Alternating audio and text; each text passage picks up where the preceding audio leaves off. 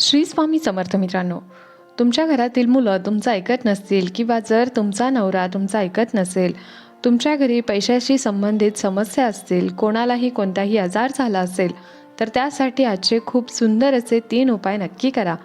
मित्रांनो बघा, पालकांना मुलं अजिबात ऐकत नाही, कारण मुलं खूप चिडचिड करतात. प्रत्येक घरात ही समस्या बनली आहे. तुमच्या घरातील सर्व समस्या दूर होण्यासाठी हे उपाय नक्की करा. आजच्या व्हिडिओमध्ये जे काही उपाय सांगितले जातील ते उपाय तुमच्या घरातील प्रत्येक समस्या सोडवण्यासाठी सक्षम असणार आहेत. मुलं ऐकत नाहीत असं अनेक जण कमेंट बॉक्समध्ये लिहितात. मुलं अभ्यास करत नाही, मुलांना खूप राग येतो, तसेच मुलं खूप चिडचिड करतात, सतत चिडत असतात, नवरा बायकोमध्ये भांडणं होतात, मुलांची भांडणं होतात, तसेच मुलांची देखील पालकांची भांडणं होतात. त्यामुळे घरामध्ये सतत प्रॉब्लेम चालू होतात. तर या सगळ्यावर उपाय आज आपण बघणार आहोत. आजकाल प्रत्येक घरात ही समस्या आहे. विशेषतः पैशाशी संबंधित समस्या घरामध्ये कलह निर्माण करतात. घरामध्ये पैसा नसेल तर घरामध्ये तणावपूर्ण वातावरण निर्माण होते आणि सगळेजण घरातील व्यक्ती नाराज राहतात. घरामध्ये पैशाअभावी खूप त्रास सहन करावा लागतो. एकमेकांचे म्हणणे कोणी ऐकत नाही व समस्या निर्माण होत राहतात. घरात बरेच आई बहिणींचे पती माऊलीचे ऐकत नाहीत. जे काही सांगतील ते अजिबात ऐकत नाहीत. मुलेही आईवडिलांचे काय बोलतात ते ऐकत नाही आणि चुकीच्या संगतीमध्ये जात असतात. तुमच्या ऐकत नसतील तर तुमचा हा त्रास हा व्हिडिओ शेवटी नक्की संपेल. मी तुम्हाला चांगले समजावून सांगण्याचा प्रयत्न करेल. मैत्रिणींनो, जेवणात फक्त ही एक गोष्ट घाला आणि तुमचे प्रिय व्यक्ती तुमच्या प्रत्येक गोष्टीचे पालन करेल, तसेच चुकीच्या संगतीपासून दूर राहील. म्हणून व्हिडिओ सुरू करण्यापूर्वी हा संपूर्ण व्हिडिओ पहा. तुम्हाला या व्हिडिओमध्ये 4 उपाय सांगणार आहे. अतिशय साधे सोपे उपाय आहेत. तुम्हाला कोणताही खर्च करावा लागणार नाही. अतिशय सुंदर आणि उत्कृष्ट असे हे उपाय तुम्ही अगदी सहजरित्या करू शकता.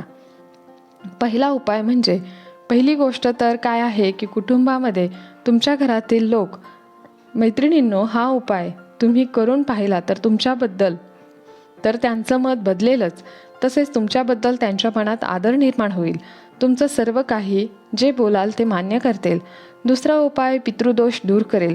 पितरांमुळे जीवनात येणाऱ्या अडचणी दूर करेल. आणि तिसरा उपाय म्हणजे पैशाशी संबंधित समस्या दूर करेल, कारण पैसे नसतील तर घरामध्ये कलह हा होतच राहतो.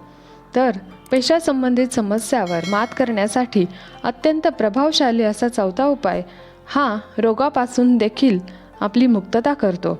घरामध्ये रोगराई असेल किंवा कोणीही त्यामुळे सुखाने व शांततेने राहू शकत नाही, तर हे महाउपाय संपूर्ण कुटुंबाला हे 4 उपाय केल्याने सर्व समस्या संपतील. तर पहा, मी तुम्हाला प्रत्येक उपायाबद्दल सविस्तरपणे सांगणार आहे. त्यामुळे व्हिडिओ शेवटपर्यंत नक्की बघा, लक्षपूर्वक ऐका. चॅनलवर नवीन असाल तर चॅनलला सबस्क्राईब करा. तर तुम्ही जे काही महादेवाला अर्पण करता, मग ते शुद्ध पाणी असो किंवा कच्चे दूध असो, तांदूळ असो किंवा कोणतेही फूल अर्पण करता, आणि पूजा केल्यानंतर तुम्हाला काय करावे लागेल तर काळजीपूर्वक ऐका. चिमूटभर काळे तीळ तुम्हाला महादेवाच्या शिवलिंगावर अर्पण करताना शंभेश्वर महादेवाचे स्मरण करावे. नाव नीट ऐका. श्रंभेश्वर महादेव. श्रंभेश्वर महादेवाच्या नावाने शिवलिंगावर चिमूटभर काळे तीळ ठेवावे आणि काय करावे लागेल, शिवलिंगावर जल अर्पण करावे. आणि हे करताना मात्र तीळ खाली पडू द्यायचे नाहीत, याकडे लक्ष द्या. म्हणून हळूच पाणी अर्पण करा.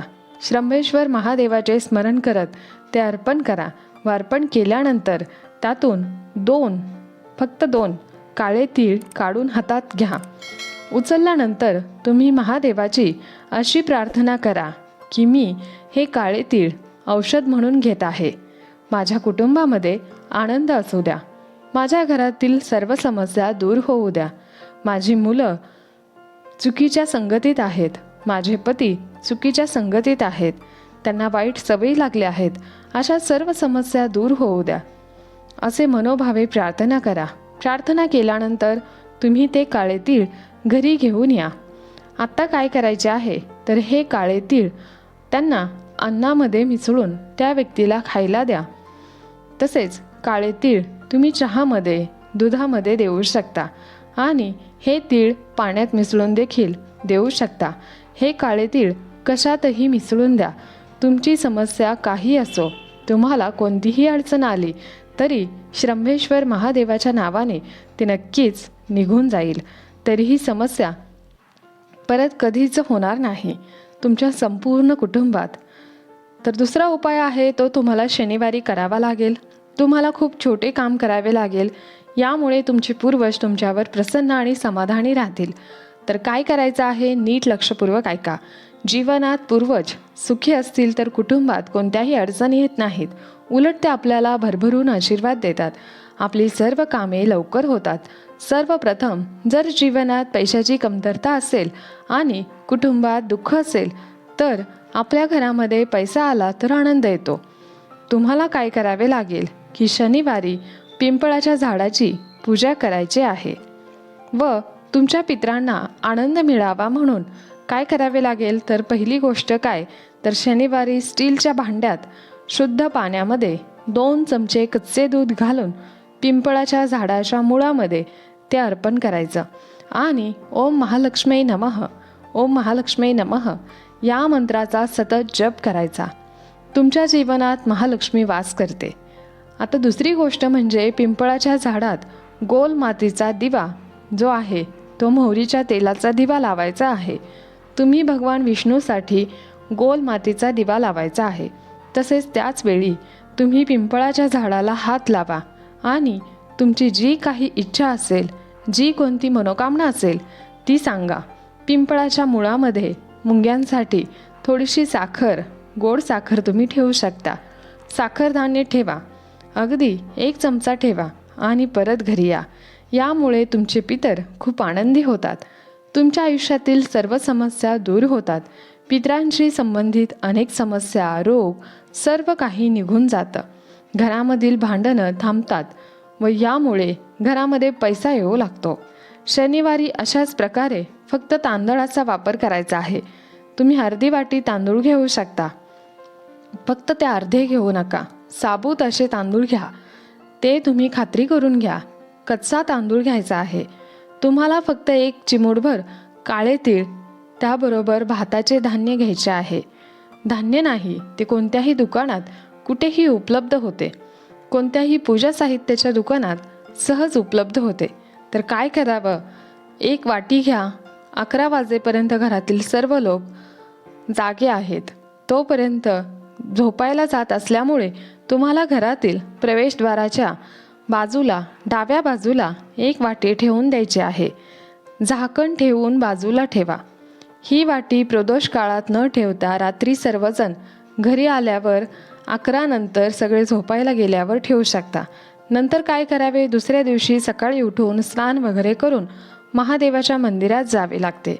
घरातील तांब्या भांड्यातील पाणी घेऊन तांब्यात त्यात ते चिमूटभर काळे तीळ मिसळून तांदळाचे धान, भाताचे तुकडे टाकावे. ही भाताची वाटी घ्या आणि आपल्याला हे शिवलिंगावर अर्पण करायचे आहे. श्री शिवाय नमस्तुभ्य हा जप करायचा आहे. या भातांना 3 गोष्टींपैकी 2-2 दाणे घ्यायचे आहेत.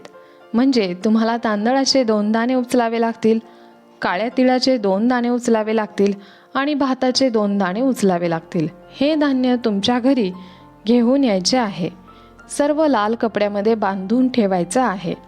नंतर आपल्या तिजोरीत असलेल्या ठिकाणी किंवा मग जिथे आपला व्यवसाय करत असाल आपण, तिथे दुकान असेल किंवा ऑफिस असेल त्या ठिकाणी तिजोरीमध्ये हे ठेवू शकता. या उपायाचा अवलंब केल्याने तुमच्या घरामध्ये कधीही पैशाची कमतरता भासणार नाही आणि सखोल तेही समजते की तुमच्या घरात महालक्ष्मी वास करेल. हा एक अतिशय सुंदर असा उपाय आहे. या उपायाने पितरांचा आशीर्वादही मिळतो आणि हा उपाय तुम्ही करून पाहू शकता. तुमचा 4था उपाय अतिशय खास उपाय आहे. तुमच्या घरातील सदस्यांना जर कोणताही आजार असेल आणि तो दूर करण्यासाठी हा 4था उपाय आहे. हा 4था उपाय आपण व्हिडिओमध्ये तुम्हाला ज्या आधी सांगत आहोत तो तुमच्या घरात आनंद आणेल. तर 4था उपाय तुमच्या घरातील आजार, रोगराईसुद्धा दूर करेल. हा उपाय फक्त शनिवारीच केला जाऊ शकतो, हे मात्र लक्षात ठेवा. त्यामुळे तुम्ही शनिवारी हा उपाय करू शकता. शनिवारी काय करावे लागेल?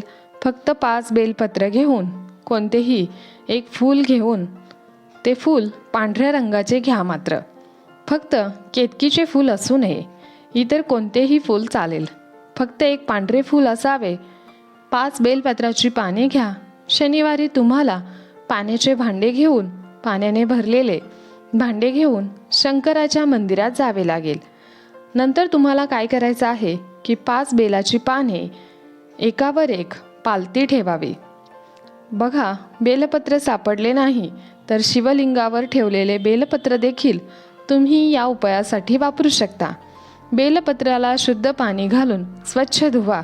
ते स्वच्छ करून नंतर 5 बेलाची पाने एकावर एक पालथी ठेवा. ही 5 बेलपत्रे देठ आपल्याकडे करून अशा प्रकारे शिवलिंगावर पालथी करून ठेवायचे आहे. खालचा भाग जलवाहकाच्या दिशेने असावा. अशा प्रकारे बेलाची 5 पाने ठेवा. त्यावर पांढरे फूल कुंडकेश्वर महादेवाच्या नावाने पाण्याचे भांडे अर्पण करायचे आहे.